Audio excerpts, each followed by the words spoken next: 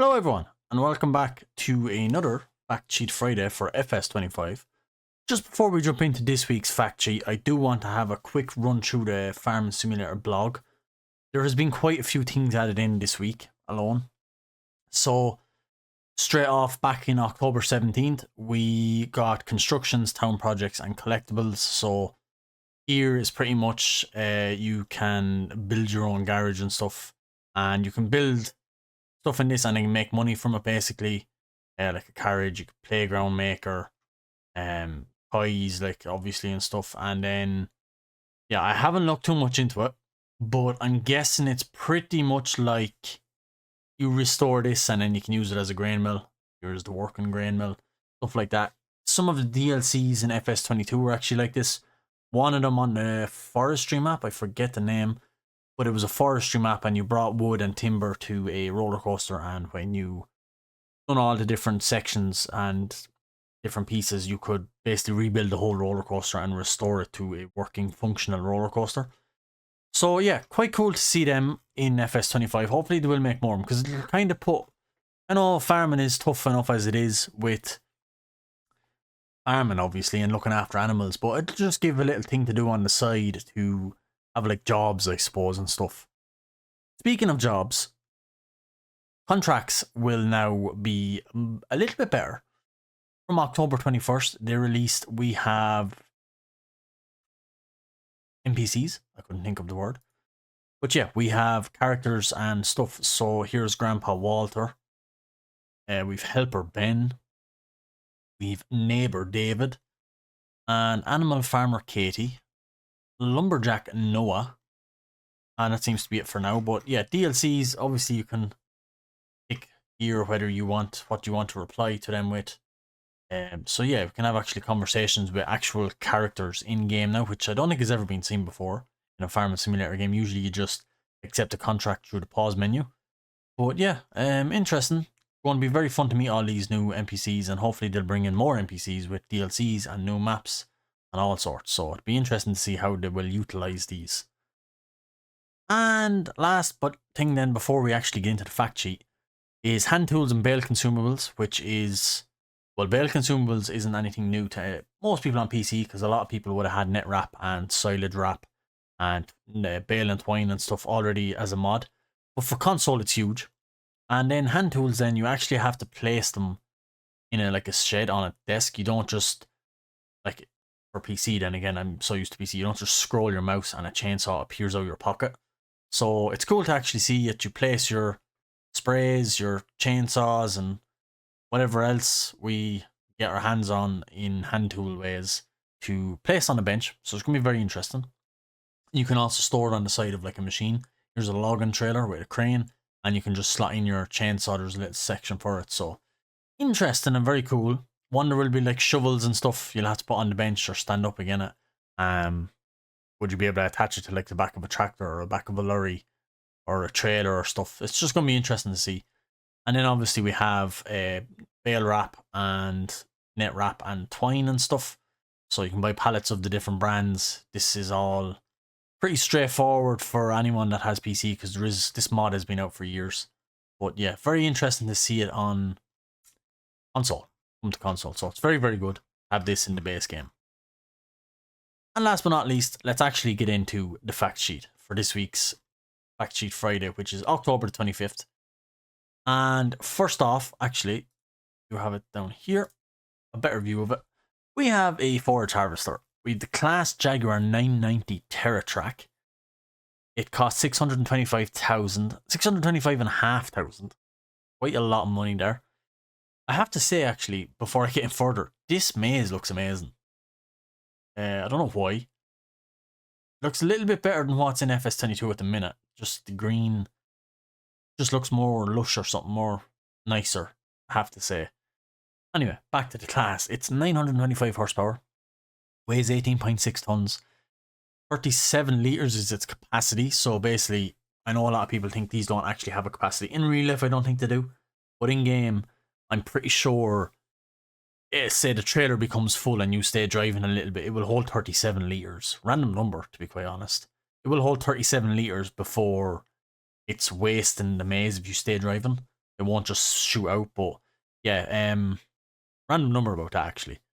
40 kilometers per hour or 25 miles per hour road speed. It has 1500 liters of fuel. Variable CVT transmission. It has chaff, grass. Not 100% sure what that is.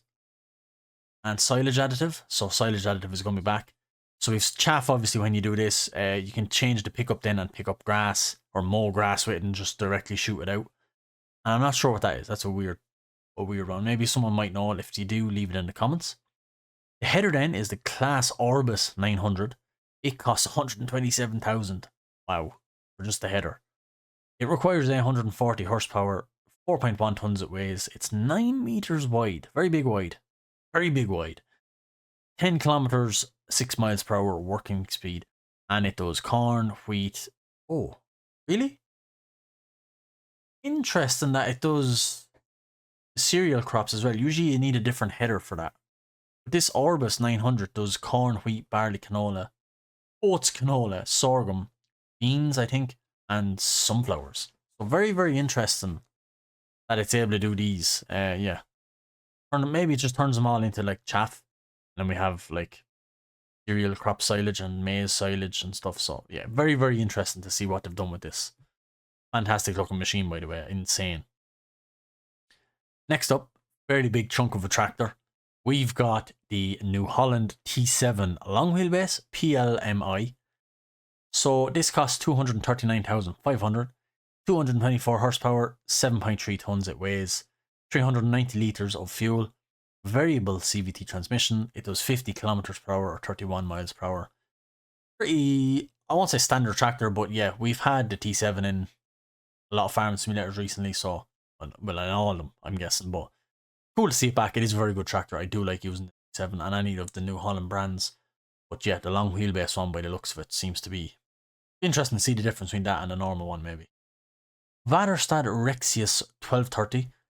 It's a roller for rolling after you have drilled. 81,000 costs.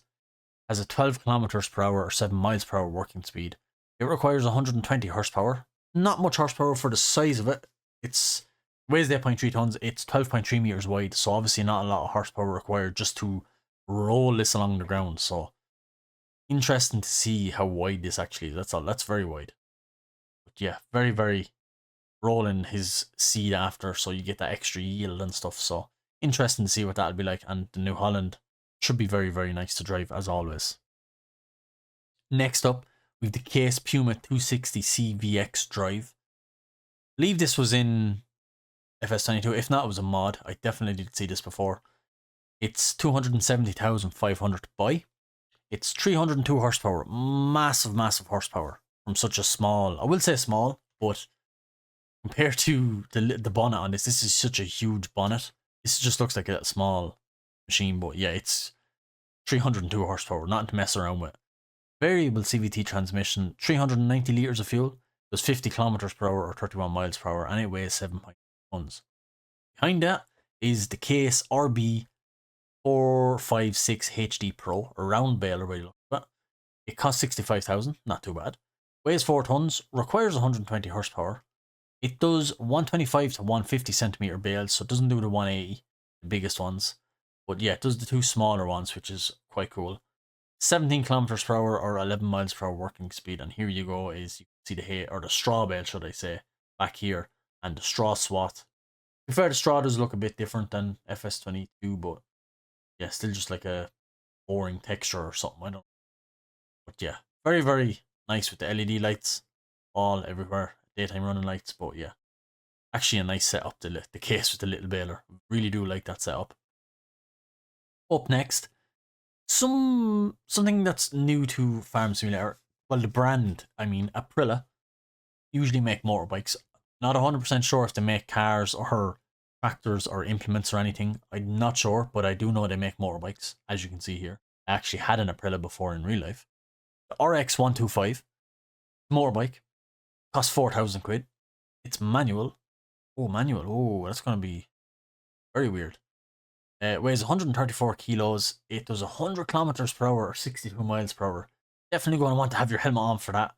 And it has 15 horsepower and it holds 7 liters of fuel. So Going to be a cool little thing to tear through the forestry, or maybe drive up and down to the shop if you have a tractor and you don't want to be teleporting and stuff. But yeah, going to be cool to see this. Hopefully there's some all-wheel drive quads and stuff in it as well. A quad bike would be cool to see in the base game too. So with some actual brands as well. So cool to see the Aprilia make an appearance in an FS game, to be quite honest. Up next we have a very funny little machine. It's an Ape. So it's an Ape 50. It looks like a little three-wheeler. Well, it is a little three-wheeler. But it looks like the little three-wheeler, like tucker trucks, I think they're called, or something, in Japan. Obviously, this is an Asian map. You can see the lights back here and everything. It does look like an Asian town. So, little small one-seater by the look of it. Truck. Very, very funny. Can't wait to drive this. This is going to be so funny to drive. Little small flatbed on the back that holds one pallet. It's a car, it says. It costs 5,500. 3 horsepower, variable CVT transmission. Holds 10 litres of fuel. 38 kilometers per hour or 22 miles per hour. I don't know if I trust doing that speed in that. It would tip over very easily with the 3 wheels. It only weighs 492 kilos, so yeah. Like I said, ratchet straps on the back here. It holds one pallet of stuff, so it's just a funny little thing. I am looking forward to seeing this. This is going to be so funny. And that's it for this week's Fact Sheet Friday. This was Fact Sheet Friday number 9. It's for the 25th of October 2024. Not many left now before FS25 actually releases. It's not long away at all. Really, really looking forward to it. If you are too, make sure you hit like, make sure you hit subscribe. Check out my channel for more Let's Plays, and I have a roleplay on FS22. And yeah, as soon as FS25 drops, we will be pumping out the videos. So make sure you stick around. I'm going to leave this here, and I will chat to you guys in the next video. Thanks all for watching, and goodbye.